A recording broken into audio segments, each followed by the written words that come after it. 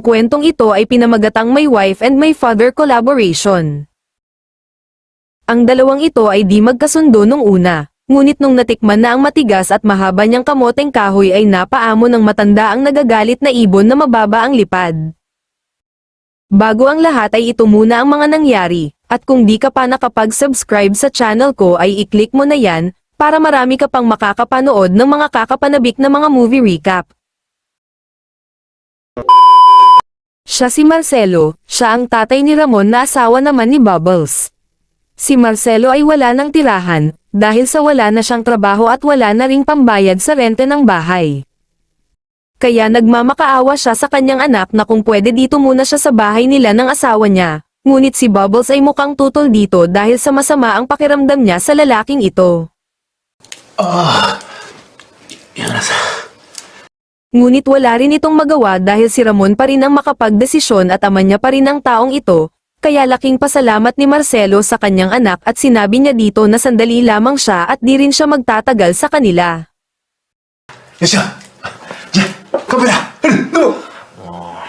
Kaya kinagabihan ay nag-usap ang dalawa tungkol sa pagpauwi nila kay Marcelo sa bahay nila. Ang sabi naman ni Ramon ay may karapatang din siyang umuwi dito dahil tatay niya ito at may nilabas din na pera si Marcelo para mabili ang bahay nila.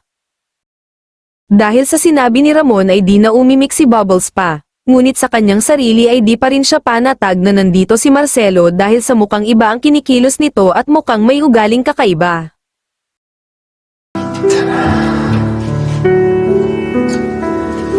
Habang naglilinis ng lamesa si Bubbles sa kanilang sala, ay may nakitang kakaiba naman si Marcelo dito, kaya nanlilisik ang kanyang mga mata at nakangiti sa kanyang nakita, at mukhang may binabalak na ito na di kanais-nais kay Bubbles. Ngunit nakita ni Bubbles kung paano siya titigan ni Marcelo kaya nagulat ito at natakot sa mga nangyari. Kaya kinagabihan ay sinabi ni Bubbles kay Ramon ang nangyari. Ngunit si Ramon ay isinawalang bahala ito dahil baka na-misinterpret niya lang ang ama nito. Sa kabilang banda naman ay si Marcelo ay nakikichismis sa mag-asawa, sa mga sinabi ni Bubbles kay Ramon ay di niya pinansin ito, ngunit sa sarili ni Bubbles ay may masamang binabalak sa kanya si Marcelo.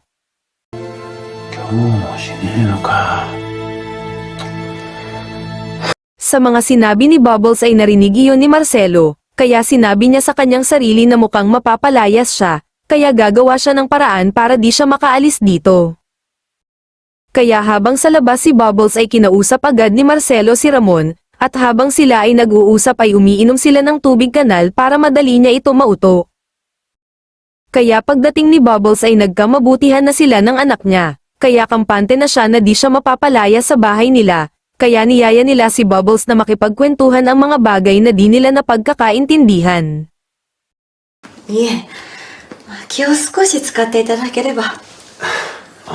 Sa tagal ng pagkakainam nila ay nakatulog na si Ramon, kaya sinabihan siya ni Bubbles na magpahinga na at ihahatid na siya sa kanyang kwarto. Ngunit sa kabilang banda ay may binabalak si Marcelo sa kanya, pumunta siya sa likod na parang may hinahanap at may nakita siya sa likuran na mukhang masarap hawakan. Sa sobrang pananabik niya ay hinawakan niya ang di dapat hawakan, kaya nagulat si Bubbles sa nangyari.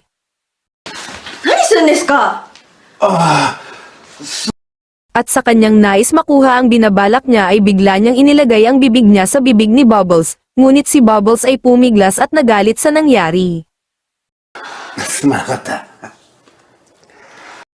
Kaya humingi ng paumanhin si Marcelo dahil nabigla lamang ito sa nangyari. At medyo nahihilo na rin siya dahil sa tubig kanal na nainom nila.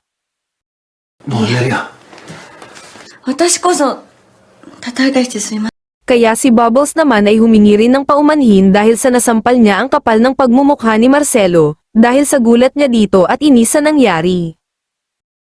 Pagkatapos na iyon ay pumunta na lang sa swimming pool para maligo si Bubbles, para mahimasmasan siya sa nangyari sa kanya at kay Marcelo. Ngunit sa kabilang banda ay di pa rin siya tinantana ni Marcelo, muli siyang sinundan na parang aso na naghahanap ng makakain. Sa kanyang pagmamasid ay nakita niya ang naiwan na maliit na kasuotan ni Bubbles sa labas ng pintuan.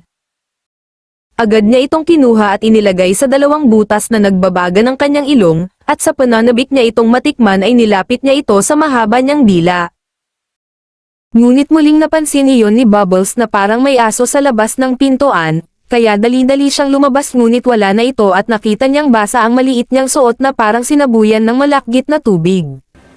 はい。ありがとう。親父も結局のところ、お袋のこと。 Kinaumagahan ay pumasok na ang kanyang asawa sa trabaho, at dahil doon ay nag-alala na naman si Bubbles dahil dalawa lang ulit sila sa bahay ni Marcelo. 何すればいいのにな。うん。どうした？ Wala rin naman na ibang choice si Bubbles kaya nagpaalam na siya sa kanyang asawa, at dahil may gagawin pa ito na mga gawaing bahay.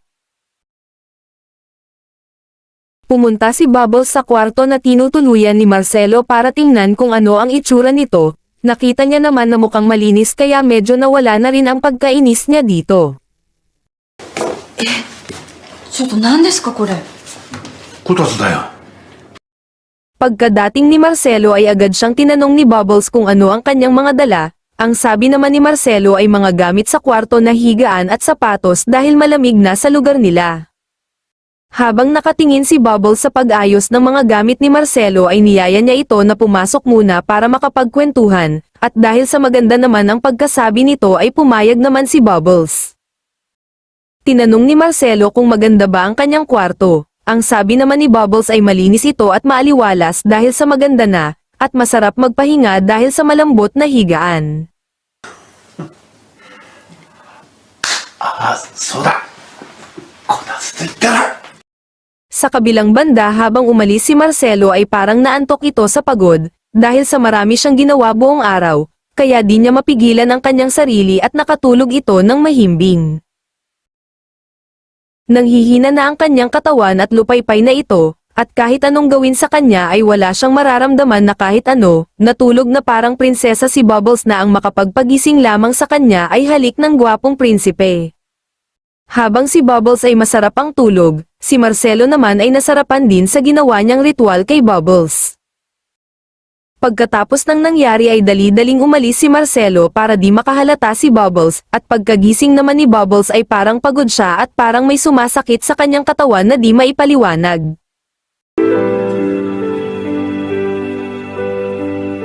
Kotatsu?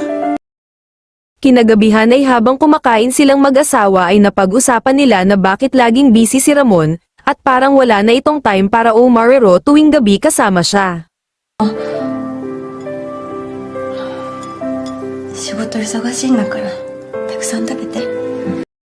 Ang sabi ng lalaki ay gusto niya lang maglaro sa labas at makapag-isa siya, sa sinabi iyon ni Ramon ay parang walang gana na ito kay Bubbles. Tulog na ang mag-asawa at dumating naman si Marcelo, pagbukas niya ng pinto ay dirdiretso siya sa kwarto ng mag-asawa dahil gusto niya naman gawan ng ritual si Bubbles. Pagpasok niya kwarto ay agad niyang hinawakan si Bubbles at gisingin ito, walang nagawa si Bubbles sa nangyari at dahil gusto niya rin ito ang inaararo siya. Ang gabing iyon ay walang kamalay-malay ang asawa nito na ang mga ginawang ritual ni Marcelo ay walang makakapantay, at laging hahanap-hanapin ng mga babaeng uhaw sa pag-araro. Mula noon ay gabi-gabi nang binubungkal ang matabang lupa ni Bubbles ni Marcelo, pinapatulog lang muna nila ang kanyang asawa para gawin ang mga ritual na di nito kaya gawin sa asawa nito.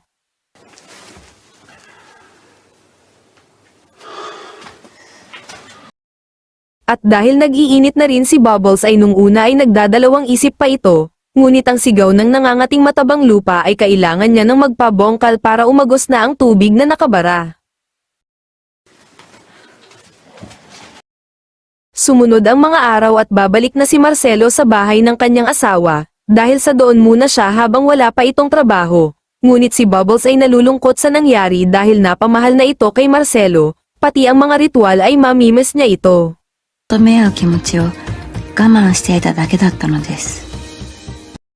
Mula nung umalis si Marcelo sa bahay ng mag-asawa ay naging masaya ang dalawa, ngunit sa ngiti ni Bubbles ay mukhang may kulang pa rin, dahil iniisip niya pa rin kung paano siya magsimula nang wala nang nag-aararo sa kanya. Kaya naging busy na lang siya sa mga gawaing bahay para makalimutan niya ang mga nangyari na kasama si Marcelo sa bahay nila, ngunit may hindi siya inaasahan na mangyayari habang wala ang asawa nito.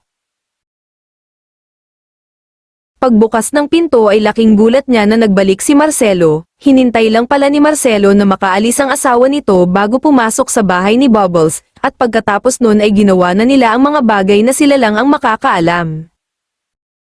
At dito na nagtatapos ang ating kwento. Mag-subscribe lang kayo at marami pa tayong maa-upload na video. Paki-comment na rin kung nagustuhan nyo ito. Hanggang sa muli.